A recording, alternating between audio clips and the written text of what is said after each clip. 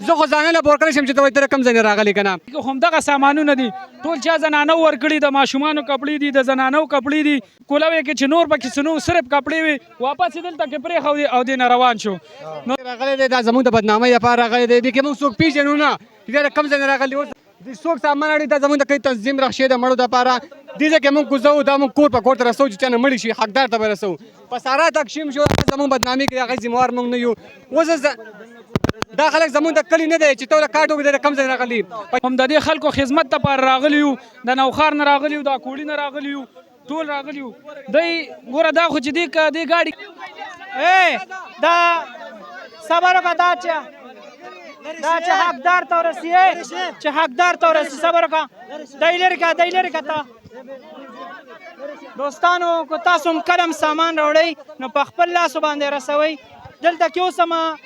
دی خو ګوره جي دی څوک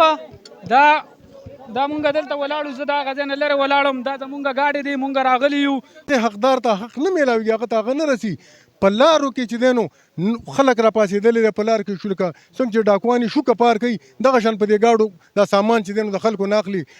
مونږ خصوصي به دی ته زه درخواست کوم چې مونږ دې نه شرموي مونږ دې نه بېعزته کوي د خدای په خاطر چې دا چې د چا دپاره راوړی شوی دی چېرته مړي شوي دي چېرته زخمیان دي کورونه یې اوبه وړي دي دا د هغې خلکو حق دی چې د هغې ته میلاو شي چا چې غم شوی دی هغه به دې زړونه بس نه دي راغلي دلته ما دا شی راغی هغو ته موږ کور ته رسوو دلته دې نوجوانان تنظیم لګېدل دی دا موږ هغو ته رسوو دا زموږ د کلي دا وګورئ جي دا زموږ د کلي چې کم تعاون شوی دی دا باقاعده بوری به خپل کور ته دا یې ورسوي په دې طریقې باندې تاسو ټول رسوئ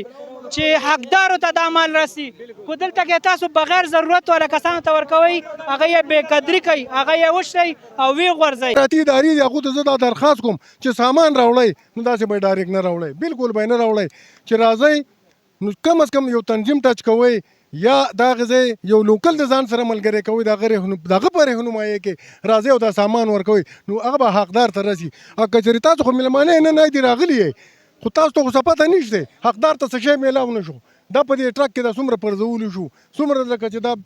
بد کاری کړو مونږ خو ما ته خو ډېر افسوس دی سید بھائی سامان مو راورسولو حقدارو ته به ورسي که نه انشاءالله بس مونږ خو دلته دا څوک پېژنو نه او د نوښار ضلع نه راغلي یو او زمونږ دا ملګری دی د مونږ ته وایي چې لکه تاسو به انشاءالله دې دغه حق ته به سړي ته انشاءالله سامان رسي حقدار ته به انشاءالله نغ روپۍ تاسو په خپل لاس ورکړئ هغه انشاءالله مونږ په خپل لاس ورکړئ انساني همدردي ده مونږ یې کوو دلته کې مونږ مستحق سړی نه پېژنو د سامان باره کې انشاءالله چې کوم کورونه غورځېدلي مونږ خپله وګرځېدو هغه کورونو ته لړو نغد پیسې مونږ هغوی ته ورکړې باقي دا سامان دی مونږ دلته خلک نه پېژنو د دنیا خلک راغلی دی دا به دوی په خپل لاس تقسیم کړي الله پوه شه دوی پوه شه مونږ وله سامان راورسولو صحیح دی تحصیل ناظم صاحب سره یو څو خبرې کوم چې آیا دا سامان دلته کې تقسیمیږي ډېر خلک راځي او راکاږي او بیا د هغې بېقدري هم کوي سرجي څه به وایي په دې باره کې ډېره مننه ستاسو ډېره شکریه چې تاسو د نوښار نه راغلي یې دلته زموږ سره تعاون دپاره د کومک دپاره پرون هم د نوښار ملګري راغلي وو نن سهار هم د نوښار ملګري راغلي وو د ټولو پښتونخوا نه دا خلک راځي دلته زموږ سره تعاون کوي دا د خیر ښېګړې څومره تنظیمونه چې دي دلته راځي زموږ سره تعاون کوي خو افسوس ما ته افسوس په دې خبره باندې دی چې دلته چې د چا حق دی